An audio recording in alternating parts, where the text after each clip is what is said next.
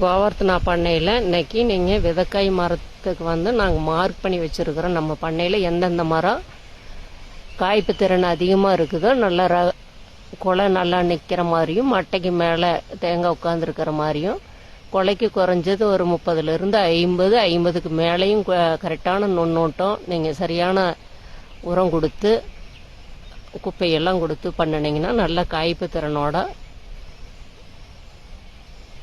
வரும். நீங்கள் இப்போ பாருங்கள் குலை எந்த அளவுக்கு உட்காந்துருக்குன்னு பாருங்கள். தென்னங்குலை நல்லா தெளிவாக மட்டை மேலே உட்காந்துருக்கிற மாதிரி ரகம். இதிலிருந்து காய் கீழே விழுந்துடும். இந்த காய் போட மாட்டோம், தானாக பழுத்து கீழே விழுகிறது. இந்த காய் எடுத்து நாங்கள் நல்லா ஸ்ப்ரிங்க்லர் மூலமாக ஊற வச்சு கன்று முளைப்புத்திறன் வரபோது எடுத்து பதியத்தில் வச்சு கன்றாக உற்பத்தி பண்ணி விவசாயிகளுக்கு கொடுத்துக்கிட்டு இருக்கிறோம். விவசாயிகள் நீங்கள் தோப்பு போடணும் அப்படிங்கிற மாதிரி இருந்ததுன்னா நம்ம பண்ணையில் விதைக்காய் மரத்தையும் பார்த்துட்டு நாங்கள் இன்னொரு ஃபார்மில் இதே ரகத்தை நடவும் பண்ணியிருக்கிறோம். நான் வேறு விவசாயிகளுக்கும் 20 வருஷமாக கொடுத்துக்கிட்டு இருக்கிறோம்.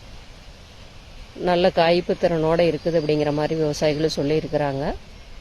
நீங்களும் தோப்பு பண்ணணும் அப்படிங்கிற மாதிரி இருந்தால் நம்ம பண்ணையில் பார்த்துட்டு நீங்கள் கன்று தேர்வு செஞ்சு கொண்டுட்டு போய் நடவு பண்ணுங்கள்.